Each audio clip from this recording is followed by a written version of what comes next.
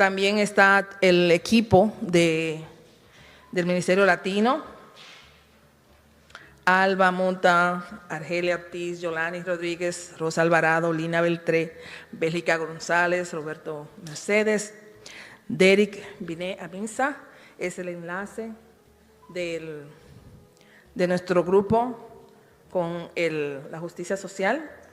La reverenda Mira Salami Joyner es la pastora de Mission and Social Justice. Nuestra nueva ministra senior es la reverenda Adrienne Thorne. So, welcome. ¿Aquí no se puede aplaudir? Claro que sí.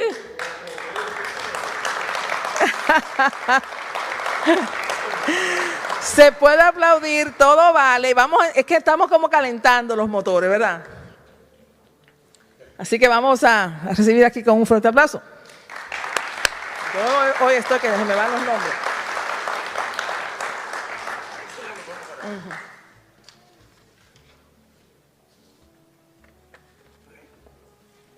Buenas noches. Un placer para mí. La realidad es que cuando me llamaron no tenía nada escrito, no tenía nada que cantar. Pensé en una canción de esa de protesta, pero luego me dijo, no, voy a escribir algo. Y en el camino pues escribí la última estrofa. Todavía no le he puesto música, pero voy a tratar de hacerla por lo menos en 3 tonos. Así es que espero que salga bien, ¿sí?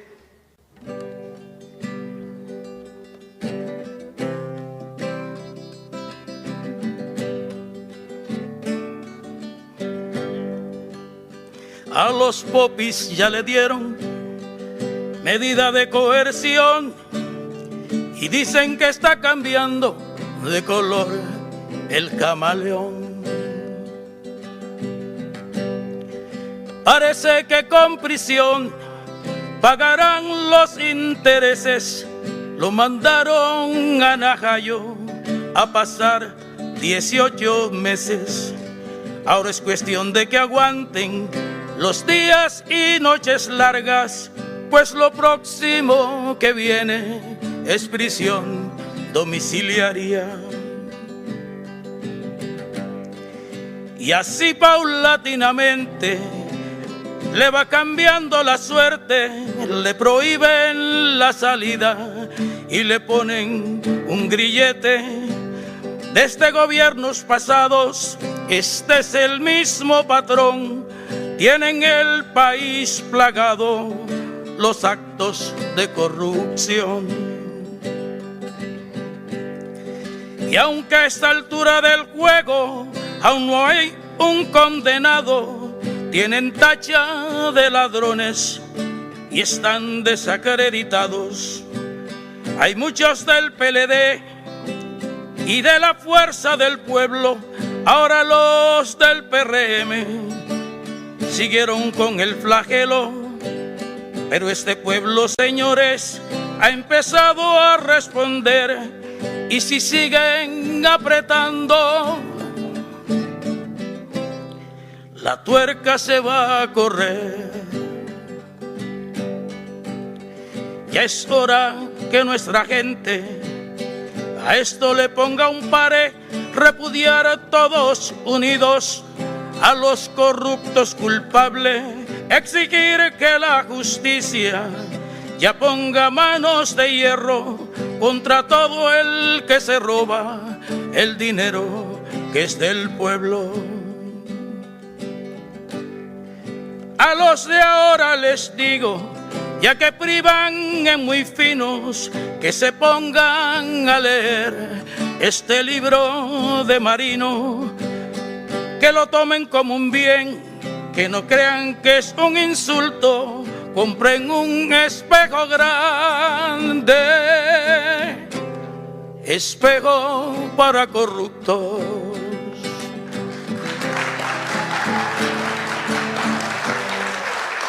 Muchísimas gracias y muchas bendiciones para ustedes. Dios les bendiga.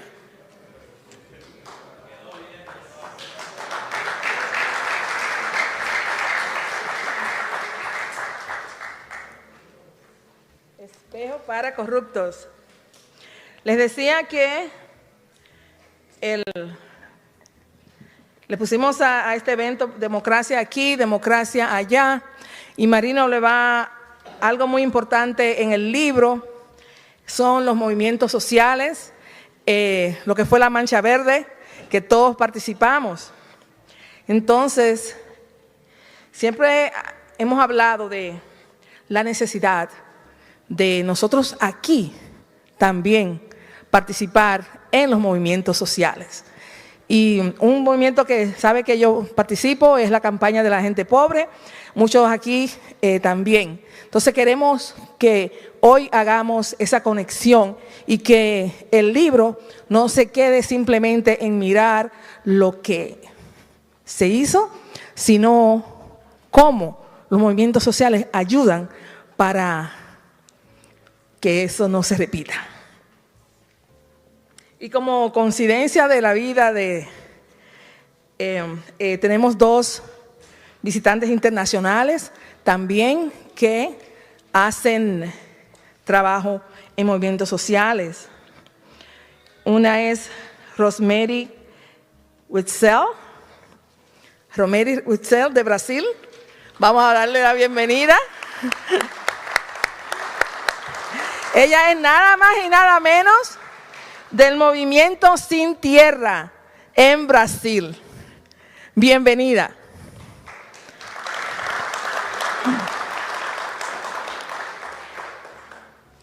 Y claro, de nuestra querida Cuba, Loyet García, del movimiento Martin Luther King en La Habana, Cuba.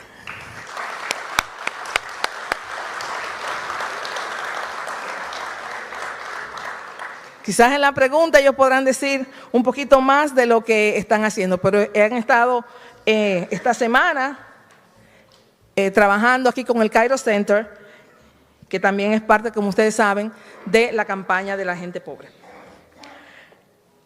Siempre todo el mundo es bienvenido, pero queremos resaltar aquí a Alicia Ortega y su esposo.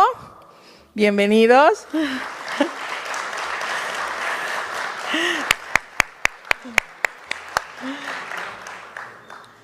Carlos Cabrera, de Manhattan Neighborhood Network, con nuestra compañera Zenaida Méndez, ¿verdad? También tenemos representación del cónsul, aquí entonces Chu Vázquez, está con nosotros en representación del... ¿Quién es la otra persona? Gracias por estar aquí, representante del Cónsul de la República Dominicana en la ciudad de Nueva York.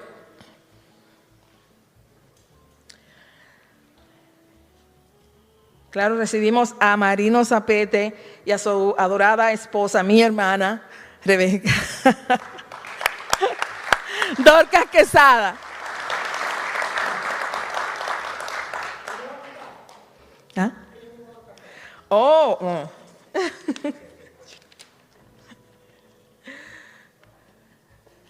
Marino Zapete no necesita presentación. Su presentación es su trayectoria de vida, su trayectoria profesional. Pero hoy el Ministerio Latino de la Iglesia de Riverside se honra en dar la bienvenida nueva vez a este destacado periodista, comunicador social, excelente ser humano.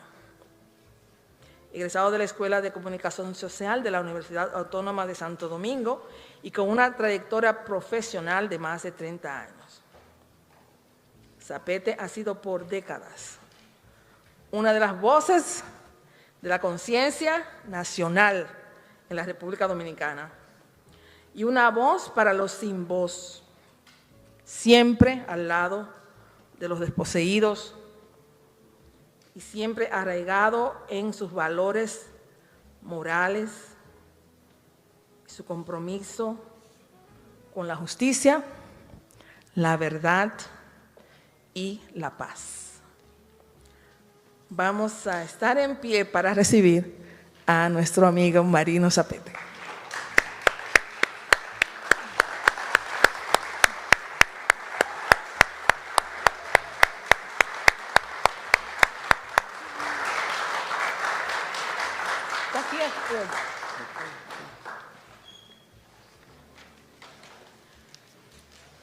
Porque aquí es como para el cantante. No sé. Vamos a mover el... sí, porque se mueve así.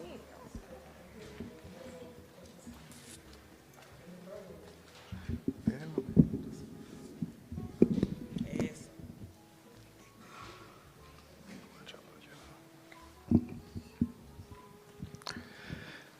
Muy buenas noches. Para mí es un honor estar aquí ante ustedes.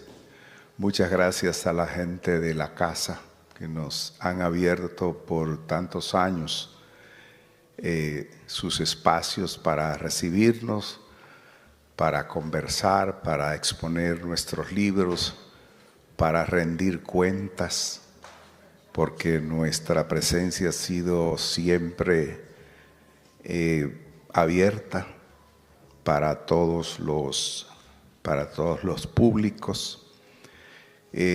No quisiera entrar en agradecimientos individuales porque siempre se corre el riesgo de que se quede la gente y entonces dicen, pero a mí no y a mí sí. Yo quiero agradecerles a la gente que está acá en su totalidad, a todos. Aquí hay gente sumamente cercana mía, muy cercana, a los cuales les agradezco el empeño que han puesto. Y particularmente tengo razones para agradecer profundamente a mi hermana y mi hermano Alicia Ortega Hasbún y a Fernando Hasbún, que por tantos años hemos venido juntos en nuestro oficio. Agradecer también a Arturo López y a Esperanza Ceballos de Univisión, que siempre han apuntalado todo lo que hemos hecho y están aquí. Vinieron a pesar de tener una agenda grande de aquel lado del río a apoyarnos. Dijo Arelis que teníamos una delegación del consulado de la República Dominicana en New York. Pues nosotros muy agradecidos, y háganselo saber al señor cónsul. Él me escribió y me dijo que tenía un reconocimiento que iban a hacerle en Santo Domingo y con motivo del día de San Judas Tadeo de la policía, y que él quería estar aquí también. Pero yo pienso que el mayor mérito lo tiene gente que quizás nunca me ha dado la mano, no me ha dado un abrazo y yo no se lo he dado, y que ha venido aquí a compartir conmigo porque comparten mis ideas, y otros quizás porque vinieron porque entienden que me pueden decir dos verdades que ellos tienen mucho tiempo por decírmelas y no me la han dicho. Yo no quiero que nadie se cohíba de decir lo que piensa. Yo soy una persona que cree en el debate, cree que la persona que anda de manera correcta y franca siempre favorece el debate y que la gente se exprese siempre que eso sea con el respeto suficiente. Yo no tengo con qué pagarle a mi querida hermana Arelis, que durante tanto tiempo ha hecho lo que sea posible para que nosotros compartamos con nuestros hermanos aquí lo que tengamos, y agradecer a este ministerio que siempre nos ha abierto la puerta. Y bueno, ahí vengo con el asunto de que no debí comenzar a decir a quién agradezco, porque les agradezco a todos. Muchas gracias por estar aquí. Muy buenas noches para todos.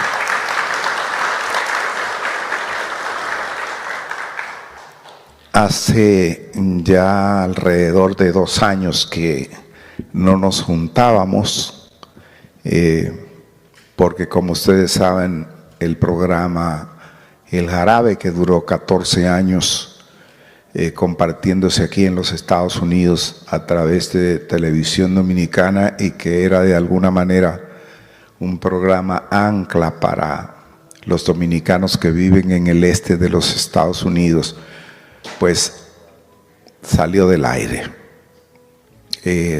Motivos familiares y personales y de tiempo, de relevo, motivaron eso. Pero tenía 3 años casi trabajando con esto que he venido a compartir a ustedes. Quiero aclarar de partida que ese título de ese libro, Espejo para Corruptos, no es a medalaganario. Mucha gente del gobierno se ha sentido contenta porque ese libro contiene los 4 grandes casos de corrupción que se están ventilando en los tribunales dominicanos. Y obviamente ese trabajo está fundamentado en lo que fue la investigación del Ministerio Público de la República Dominicana, que está encabezado por personas honestas, personas íntegras y con mucho valor. Y digo que mucha gente del gobierno actual posiblemente pudiera pensar que, ay, qué bueno, porque la gente que está ahí no somos nosotros. Pues el título de Espejo para Corruptos es para ellos, para los que están actualmente gobernando, para la gente que está en la administración pública. Porque en República Dominicana nunca en su historia habíamos tenido, apenas días después de que un presidente saliera del poder, a sus hermanos presos, los hermanos del presidente, igual a sus ministros más cercanos presos, igual a un grupo de generales activos que eran los más cercanos también al presidente de la República, igual a un procurador general de la República. Eso era impensable hace 5 años en la República Dominicana. Entonces, cuando hablamos de el espejo no es ya para la gente que está involucrada ahí y que está señalada quién hizo qué. El espejo es para la gente que está en la administración pública, para que sepan lo que puede ocurrir, para que se miren ahí.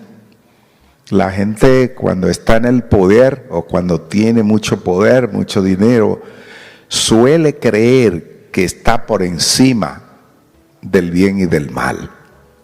Y yo quiero comentarles que, como algo reflexivo, que una niña que estudiaba junto con mi hijo más pequeño en el colegio, nosotros nos convocaban cada cuatrimestre para que los niños nos dijeran lo que habían aprendido. Y en un momento, un señor que había sido muy pobre, muy escaso de recursos, pero que tiene todo el dinero del mundo y mucho más hoy, dinero robado, se acercó y me dijo que no iba a volver al colegio porque cuando él iba, la niña duraba hasta una semana que no quería volver al colegio. Yo le dije, ¿por qué? Y me dice, porque los niños son crueles. ¿Cómo así? Me dice, sí, es que le dicen que su papá es ladrón, que su papá se ha enriquecido con los fondos públicos. Entonces le hacen bullying. Yo no le hice ningún comentario porque los niños son crueles. Bueno, entonces en ese espejo no quisiera la gente verse.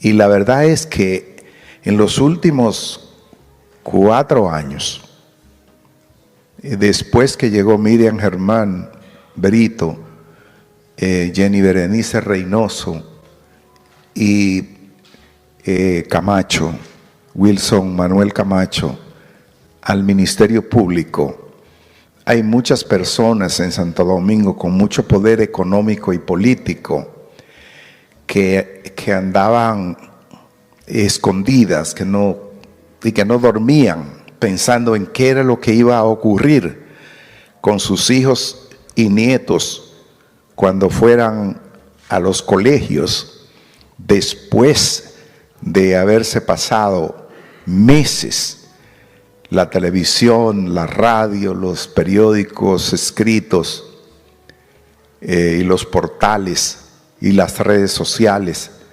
hablando de que se robaron todo, de que desfalcaron, de que acabaron con el país. Eso es grande para una persona, incluso para personas que no han tenido ningún reparo en robarse lo del pueblo.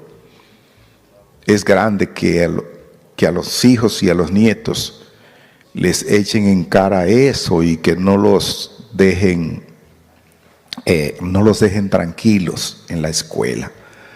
Entonces, ese es un espejo para eso. Quería iniciar dejando claramente establecido por qué se llama Espejo para Corruptos el libro. ¿Qué contiene ese libro? Tiene una ligera reflexión sobre los movimientos sociales y lo que eso impacta cualitativamente en una sociedad. Y hablo básicamente de 2 movimientos que tuvimos allá, de los cuales fui parte. Recientemente estuve en Cuba y hablaba con un joven que me decía que todavía hay algunos jóvenes o muchos jóvenes que están presos por la última protesta que se hizo en La Habana.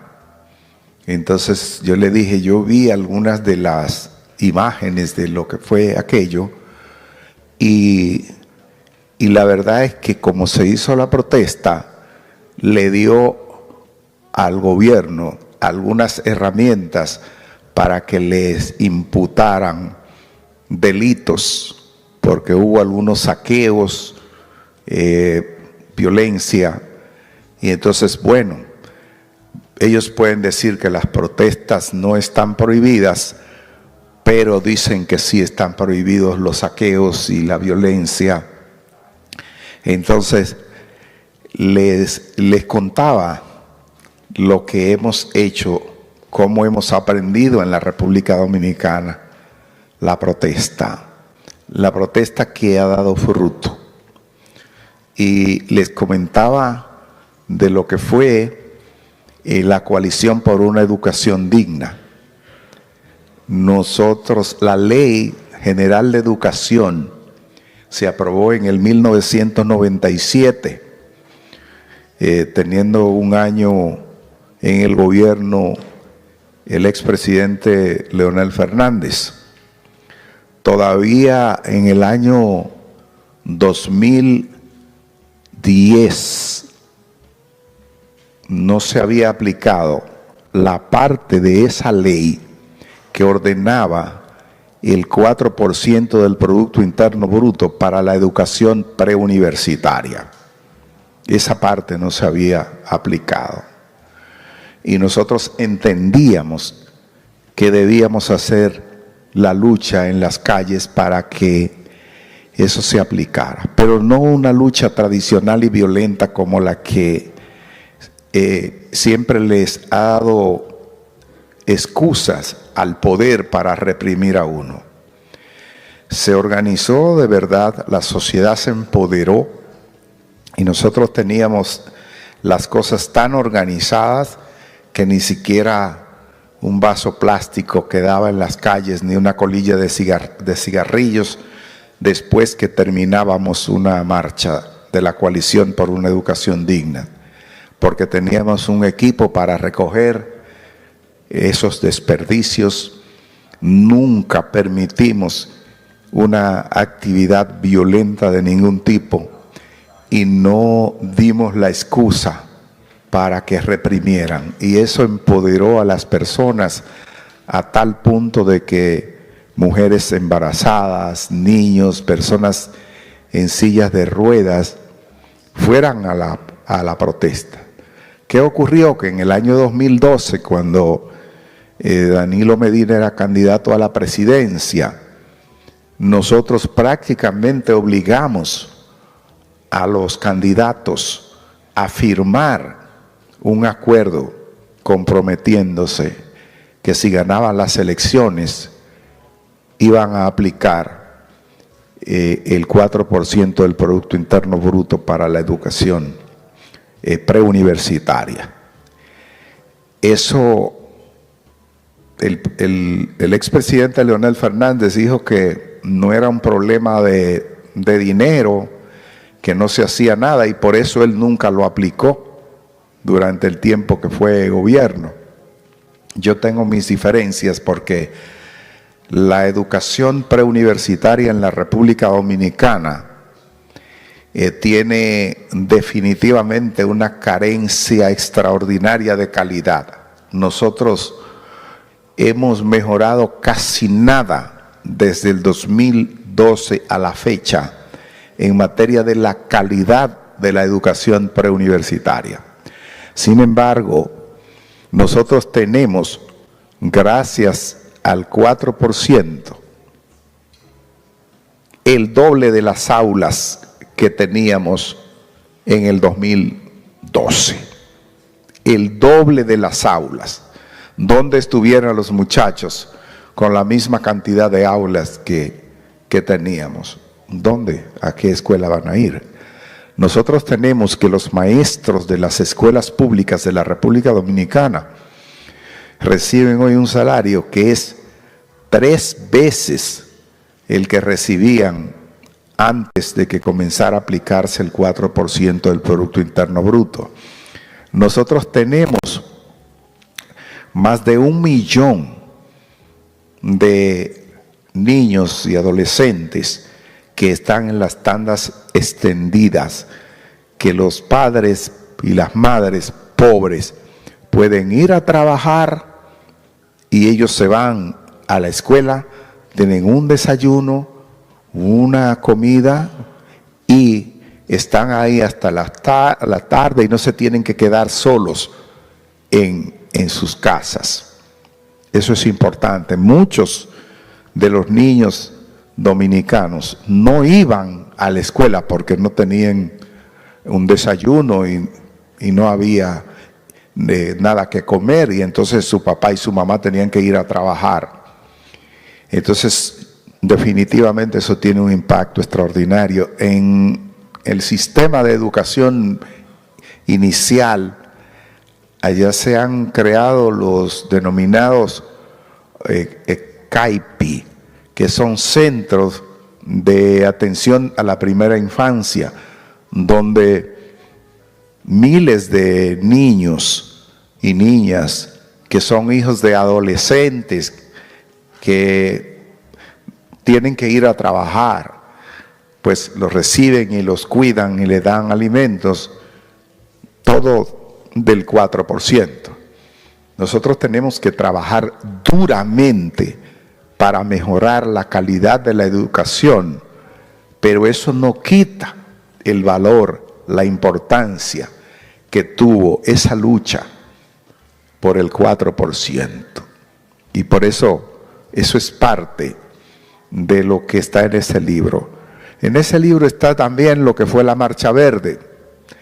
Quien les habla ha sido satanizado y, bueno, antes de que el presidente Abinader asumiera el poder, el presidente en el periodo de transición, después que ganó las elecciones, fue a mi casa a visitarme. El presidente sabe el nivel de persecución que había en mi contra. Y eso sobrepasó incluso lo local, porque el propio Departamento de Estado de los Estados Unidos envió personas a mi casa en aquel tiempo a proponerme una visa humanitaria para que yo saliera del país con mi familia mientras pasaban las elecciones, porque ellos entendían que estaba bajo riesgo.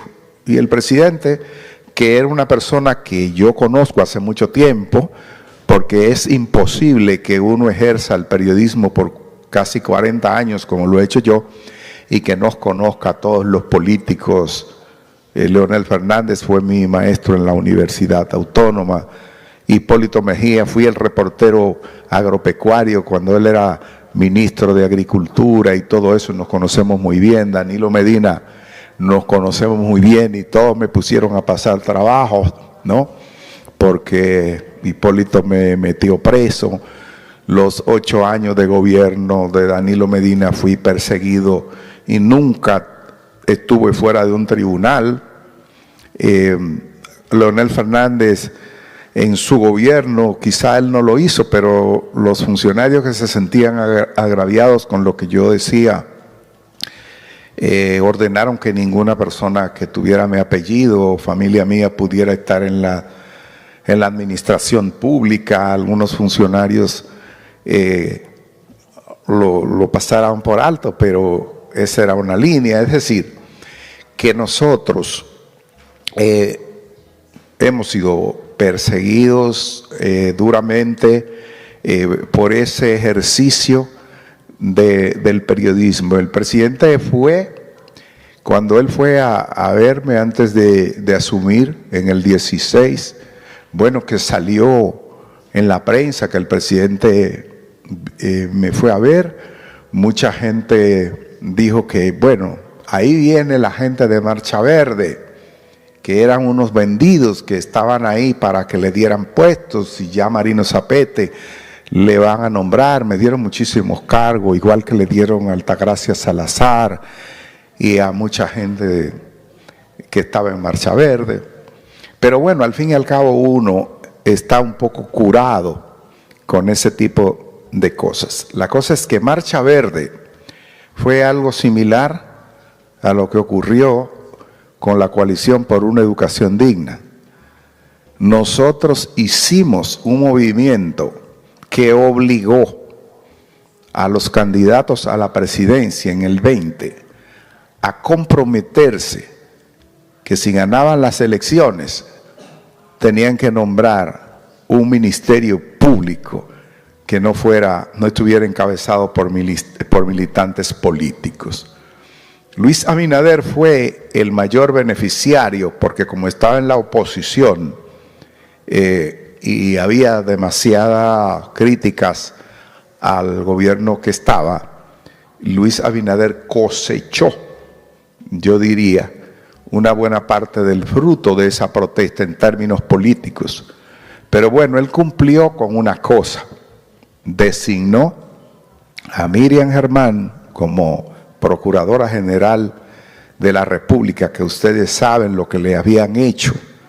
Designó a Jenny Berenice Reynoso como jefa de persecución y Wilson Camacho en la persecución de la corrupción administrativa.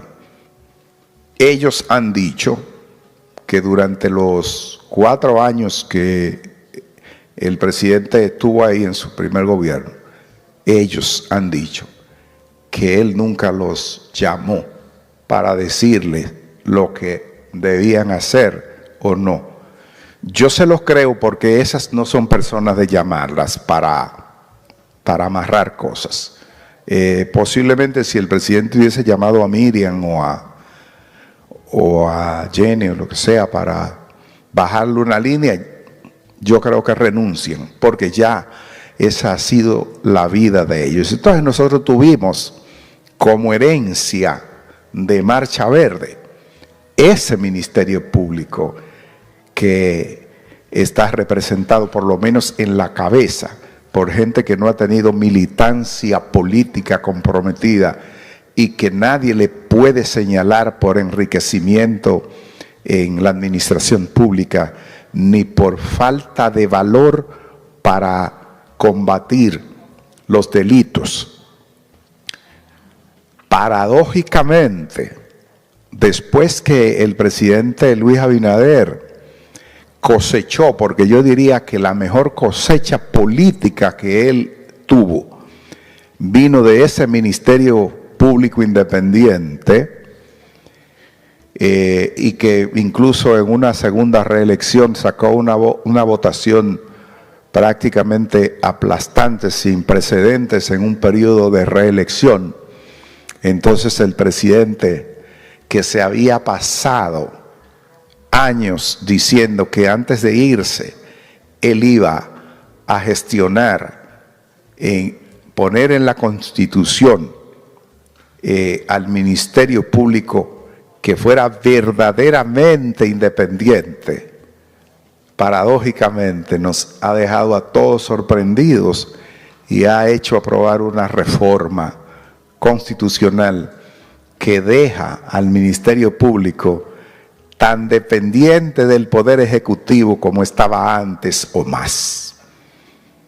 Es una incoherencia que no me puedo explicar, porque si él no aspira a más, y de hecho es así porque él acaba de aprobar dentro de esa reforma un artículo transitorio que establece de manera precisa que él no puede volver, pero no solo eso, sino que de alguna manera petrifica esto de la reelección, y es difícil que de ahora en adelante algún presidente pueda intentar modificar la Constitución para reelegirse más allá de una vez.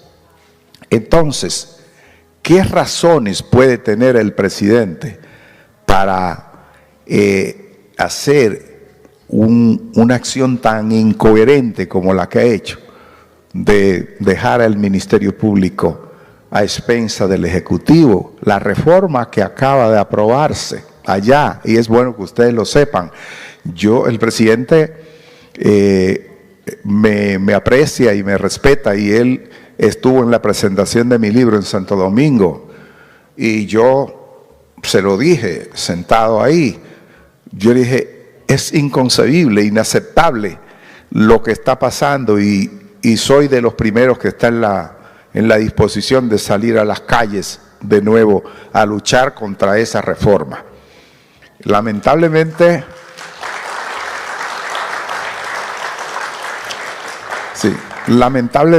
ellos aprobaron eso a una velocidad que ya tiene la condición de lo consumado, y eso va a impedir, eso va a dificultar más la lucha del pueblo, pero el pueblo es capaz de revertir eso.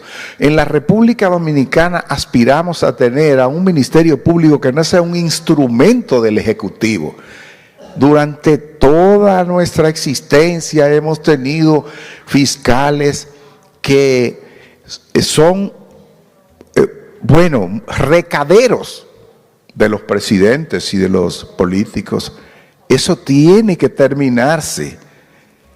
La reforma que se acaba de aprobar en lo constitucional y en lo referente al Ministerio Público es tan retrógrada y atrasada, señores, que en muchas conversaciones en las que tuvimos la oportunidad, les planteamos al propio presidente que había que reflexionar, porque definitivamente un procurador debía ser un fiscal de carrera, por lo menos que para elegirlo procurador fuera un fiscal de carrera.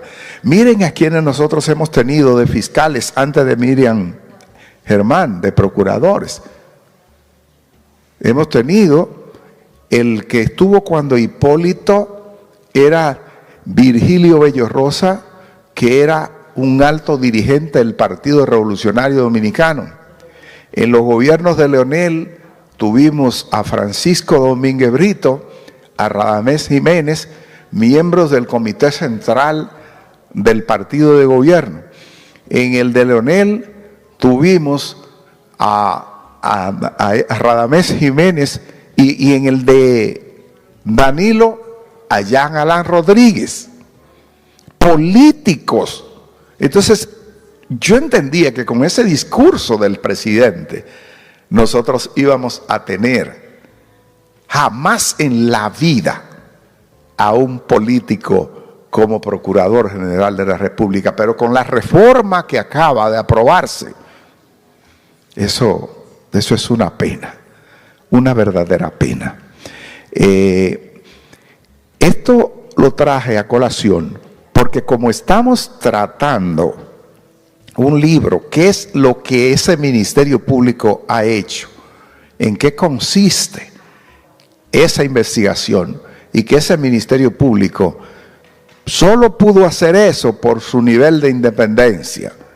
Entonces es imposible que yo acá me haga loco y no aproveche para decirles a ustedes lo lamentable que es esa decisión del presidente. Pero yo quiero decirles también cosas, razones y motivos de ese libro. Muchos de ustedes a lo mejor no saben que hoy día la gente que tiene mucho poder económico, sobre todo, borra las cosas de las páginas web, de todo. Muchos verdaderos delincuentes poderosos de aquí, usted los encuentra que son monaguillos, diáconos, según la web, todos los borran.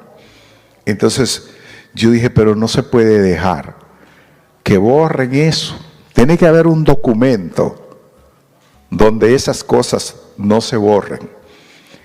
Cuando estaba trabajando la parte de la corrección de ese libro, una persona me dijo, mire, yo no sé si usted se ha dado cuenta que en este libro está el presidente del grupo Cuesta, de CCN, y que ellos son de los principales vendedores de libros en la República Dominicana a través de la librería Cuesta. Si usted, con lo que dice de ese señor ahí, usted no va a vender ese libro en Cuesta. Y yo le dije, ¿qué usted pensaría de un escritor o de un periodista que escribe lo que le conviene a él, que selecciona y discrimina lo que le pudiera convenir en términos económicos?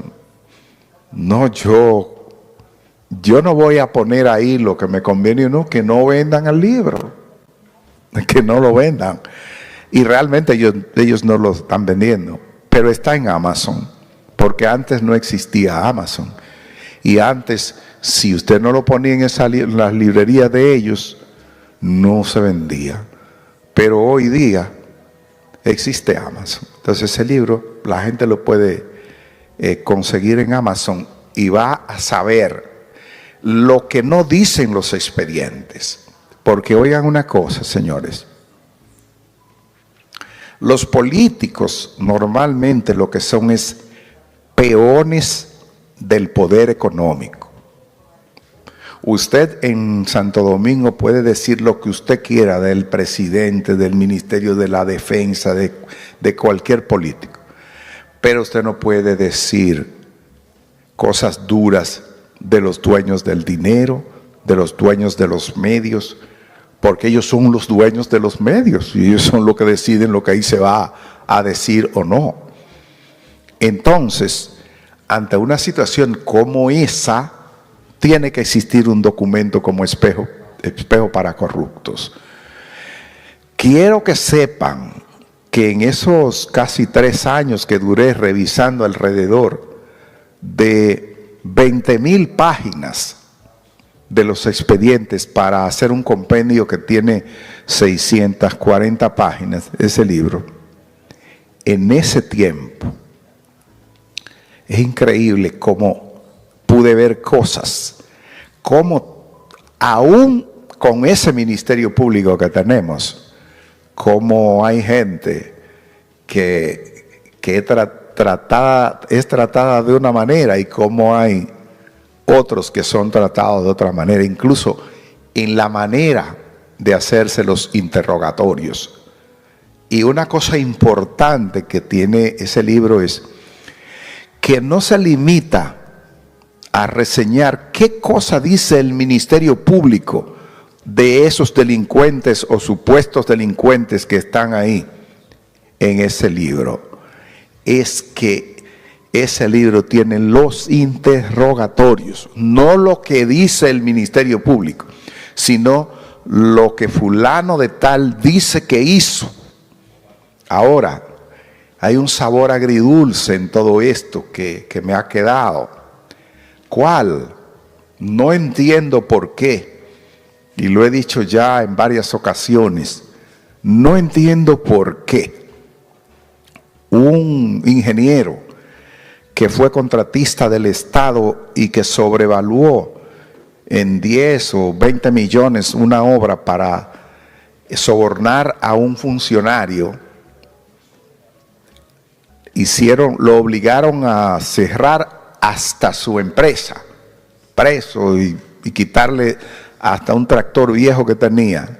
Y entonces aparecen familias que están por encima del bien y del mal, que se les imputa haber hecho 20, 30, 40, 50 veces lo que hizo ese ingeniero y no aparecen ni siquiera como testigos.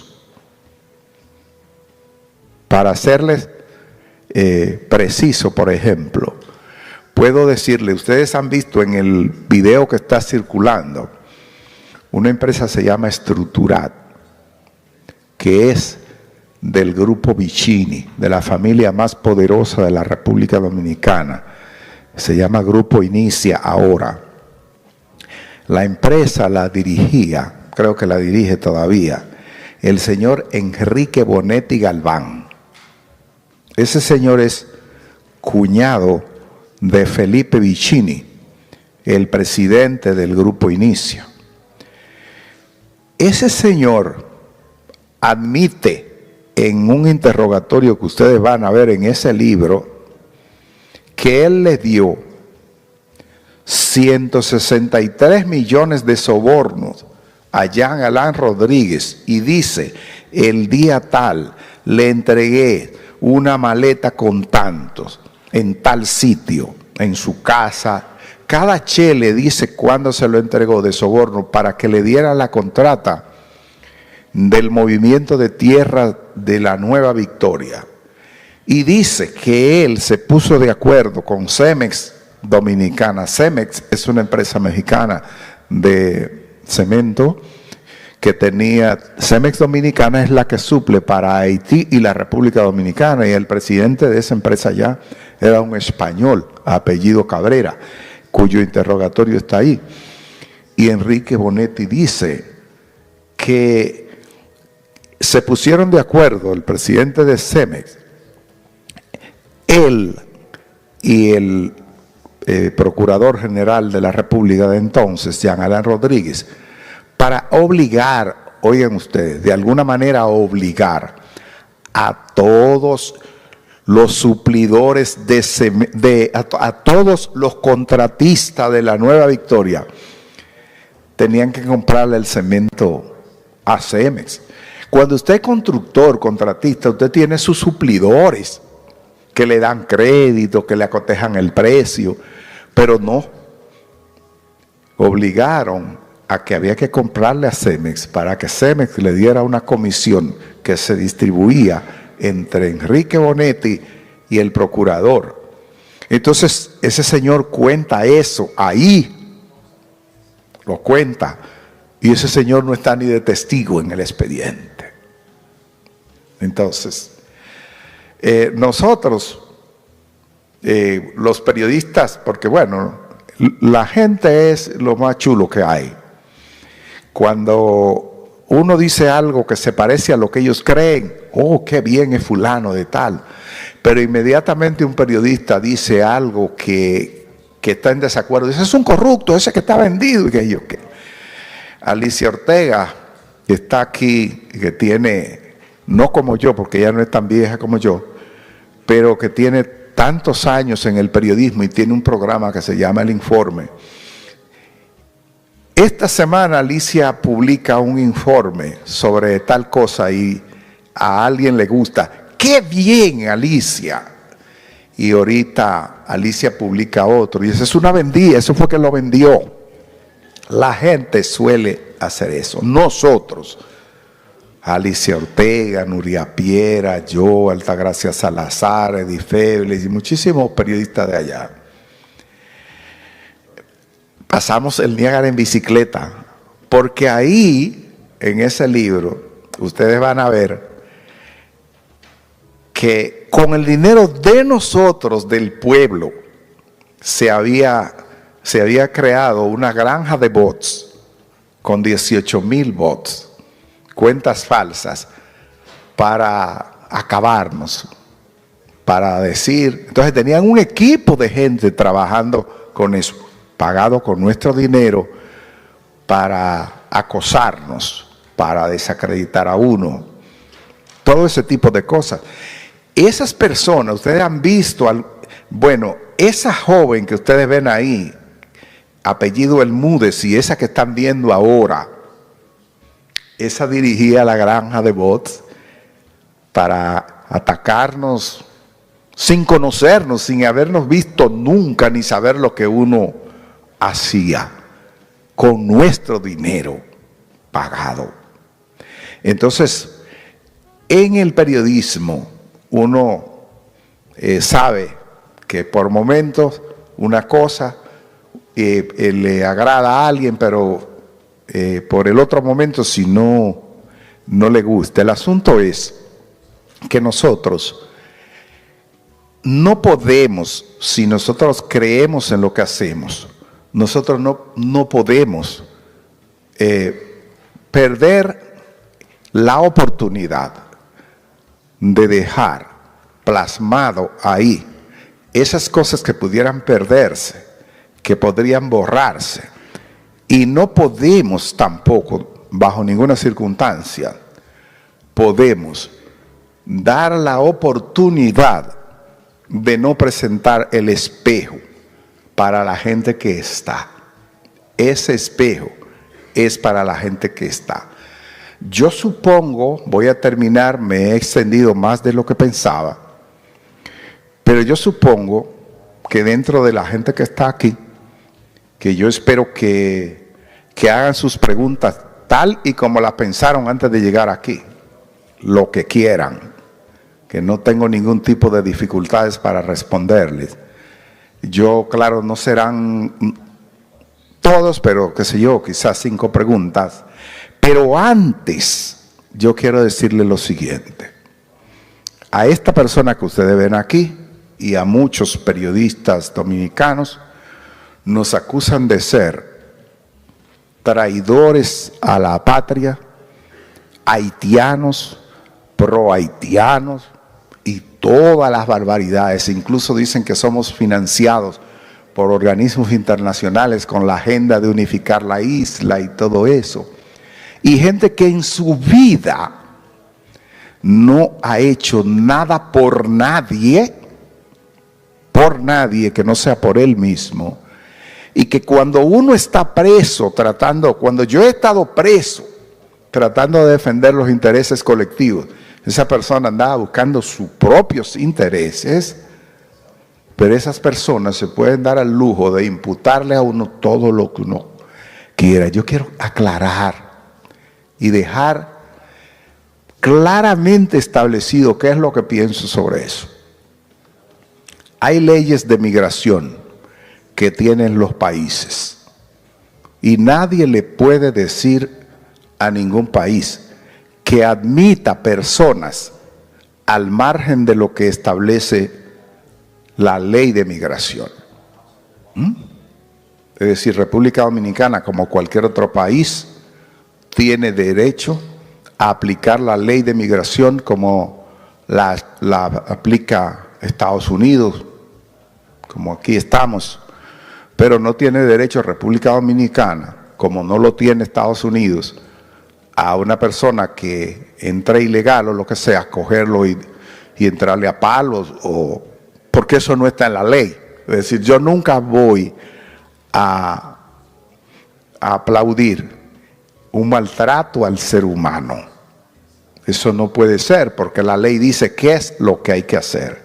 Pero finalmente, para que ustedes entiendan por qué a nosotros se nos ataca tanto con eso, tengo más de 20 años denunciando que en mi país hay un negocio redondo que lo han manejado militares y políticos de dejar entrar personas, sobre todo por la frontera desde Haití, sin documentos, por dinero, y eso se recicla.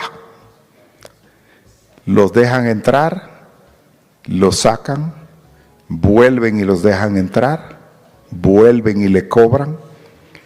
Y han habido casos, y los hay muchos, donde personas que los apresan, les quitan lo que tienen, después que le cobraron para dejarlos entrar, los apresan, les quitan lo que tienen, se lo llevan para un centro de detención para deportarlo. Y si paga, lo liberan ahí y no lo deportan.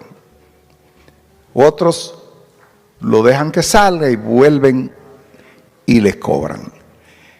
Eso no lo saben los gobernantes. Claro, eso lo sabe todo el mundo.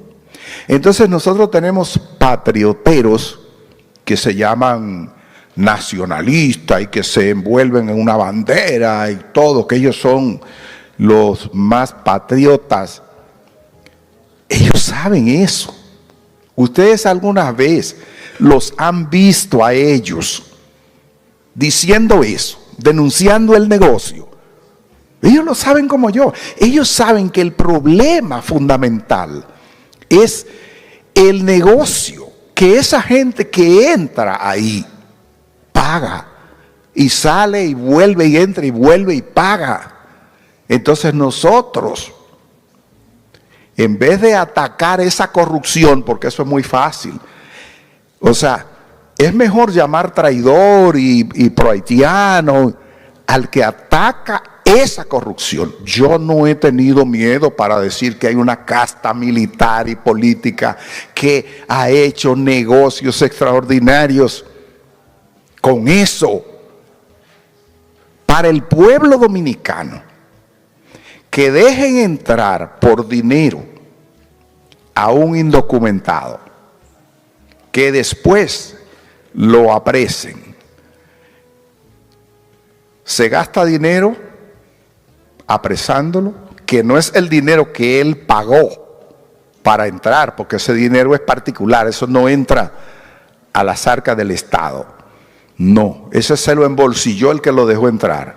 Entonces después va la policía, pagada por nosotros, con el combustible pagado por nosotros, los apresa, los lleva a un centro de detención, hay que alimentarlos si están ahí, pagados por nosotros, y hay que deportarlos, pagados por nosotros.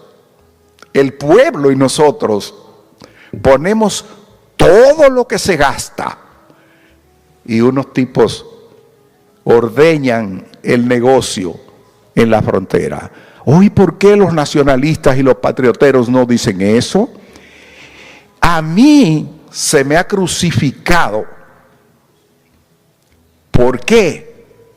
Porque esos mismos sectores que hacen el negocio y que se benefician, patrocinan a los supuestos nacionalistas para que ataquen a uno, pero los nacionalistas hacen causa común con el negocio.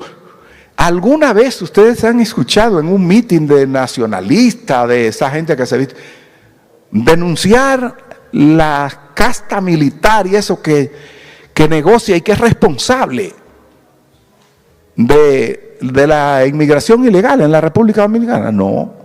Entonces, el problema está ahí. Y yo lo voy a combatir. A mí no me importa las consecuencias que eso tenga. El problema está ahí, en la gente que hace negocio con eso.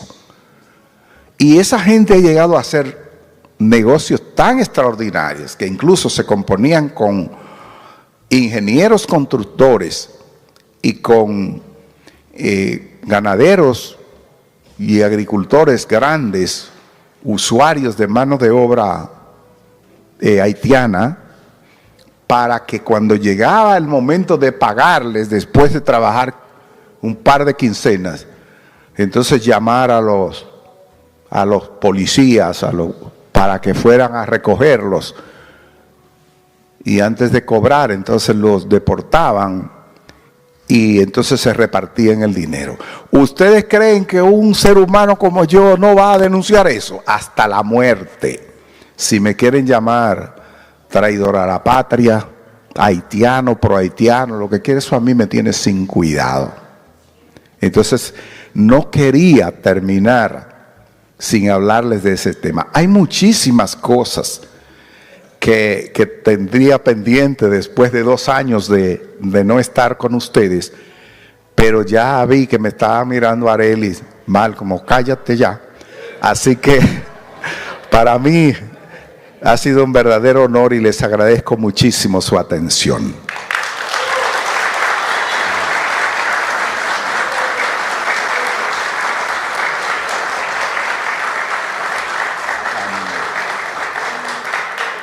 Bueno, creo, Arelis, que según conversamos, vamos a responder 5 preguntas, ¿verdad? Ella lo va a elegir quién. Voy a responder, como soy viejo y no puedo retener, voy a responder una por una. O sea, me hacen una, Arelis. Anda. No hay un micrófono. Habíamos pedido el muchacho fue a buscar otro micrófono, así que vamos ahora. Vamos a comenzar aquí. Bueno, van a haber 6 preguntas porque una mujer tiene que hacer una pregunta. Así que vamos a ver, mujeres. Buenas noches, Marino. Darte la bienvenida a Estados Unidos. Darte las gracias por esta charla. A la misma vez tengo este libro que va a tener que firmarme, y darle las gracias a Fernando Hasbun, que me hizo firmar uno en una visita a Estados Unidos, a la República Dominicana. 2 preguntas. ¿Tiene Marino Zapete los cañones preparados para otro libro? Porque no puede quedarse ahí, porque te tienen estigmatizado junto con tu morena, Uchi Lora. Y la otra, el año que viene yo pienso ya irme de retirada, que no tengo tiempo. ¿Cómo tú vislumbras la República Dominicana de aquí a 10 años? Bueno, quiero decirle que hagan de a una, porque serían 10, pero en este caso voy a decirles sobre si a uno lo tienen estigmatizado, si uno está obligado a escribir el libro que uno quiere o puede y no el que cada quien quiere, porque cada quien quiere que uno escriba su libro. Cuando la gente dice, o algunas personas me dicen, ¿y por qué tú no hablas de tal cosa? Bueno, pero hable usted de eso, porque esa es su agenda. Y yo no puedo hablar lo que todo el mundo quiere. Tengo que hablar lo que yo pienso que debo hablar. Y lo que el tiempo me permita dar. Yo tengo 40 años. Los bienes míos los pueden contar. Y pueden contar también los bienes de gente que no ha dado nunca nada al país.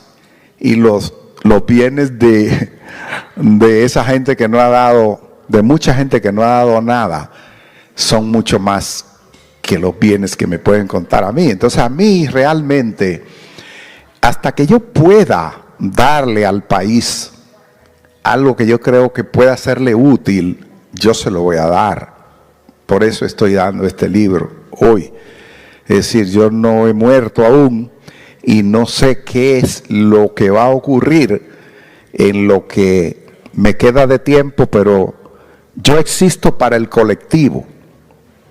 Yo no existo para mí, porque sería una existencia muy pequeña. Entonces, la otra pregunta.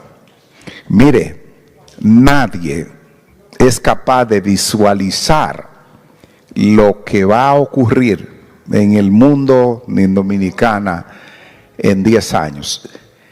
Para que usted vea, esta es una sociedad del primer mundo, Estados Unidos. ¿Quién le habría dicho a usted hace 5 años, 8 años, que Donald Trump iba a estar compitiendo por la presidencia de los Estados Unidos? Eso nadie lo podía pensar. Y hoy día todas las personas que le he preguntado me dicen, bueno, la cosa está como que no está segura. Entonces imagínese usted, si Trump está aspirando a ser presidente de los Estados Unidos con posibilidades entonces cualquier cosa puede pasar en la vida. Sí. Estamos diciendo que aquí hay buena acústica, que usen su... Buenas noches, mi nombre es Francisco Olivo. Tenga el micrófono para que la gente lo escuche. Es verdad. Buenas noches, mi nombre es Francisco Olivo. Es un placer estar aquí en la noche con ustedes. El Ejecutivo introdujo 3 reformas: la judicial, la laboral y esta fiscal. ¿En realidad usted cree que el gobierno quiso que se le aceptara esa fiscal cuando nos metieron esas 2, la laboral, que eso va a ser un desastre si se aprueba, y la judicial, que como usted bien dijo, el Ministerio Público no va a tener poder? Entonces, ¿qué usted opina sobre eso, por favor? Mire, quiero hablar por lo impactante que es sobre la reforma fiscal. Yo creo en el pago de los impuestos, porque un Estado necesita, por ejemplo, la escuela pública, ¿con qué se sustenta? Para la gente pobre, con los impuestos. Los hospitales, el sistema de salud, con los impuestos. La policía, las calles, todo eso se sustenta con los impuestos. Hay que pagar impuestos. Ahora, mi posición fue y sigue siendo que para yo pagar impuestos de manera voluntaria y conforme, el Estado me tiene que devolver en beneficios esos impuestos. Entonces yo le dije al propio presidente, por ejemplo, no puedo estar yo de acuerdo con una reforma fiscal que le ponga impuesto a la gente mientras los congresistas tengan el barrilito o tengan exoneraciones abiertas para importar sin pagar impuestos vehículos de lujo. No puedo pagar impuestos conforme mientras se derrocha el dinero público. Entonces yo creo que cualquier tipo de reforma fiscal que se debe hacer debe pasar primero por una reducción de todos esos gastos superfluos, por ese derroche, y entonces después que usted le demuestra al pueblo que el dinero que se va a recolectar de ahí, entonces usted le dice, mire, ya todo esto queda fuera, aquí nos estamos ahorrando tanto. Por ejemplo, la reforma que planteó reducir, Luis Abinader planteó reducir 57 diputados, que diputado de ultramar nacional y toda esa basura, y yo creo que debió reducir mucho más. Pero ¿qué hicieron los congresistas? No, nosotros no vamos a crear cuchillos para nuestra garganta, quitaron 20. Entonces, el pueblo dijo no, nosotros no podemos, y obviamente, si usted quiere saber cuál era mi posición es en contra de todo tipo de impuesto que no le sea devuelto al pueblo. Los impuestos existen, el sentido fundamental de los impuestos es ese, que les retornen al pueblo y a los más necesitados eso que tiene que ver. Porque, por ejemplo, aquí en Estados Unidos dicen que por allá esclavizan y todo eso, pero aquí no hay cesantía, aquí lo despiden como un, ¿usted entiende? Vamos a ver por qué él después va usted, pero este chico se... Buenas noches. ¿No cree usted que Abinader es cómplice? ¿Qué va a pasar en el país cuando se vaya él y el ministerio lo elija otro llamado presidente corrupto, como ha habido por ahí? Yo diría que cómplice no. El presidente es el jefe del país.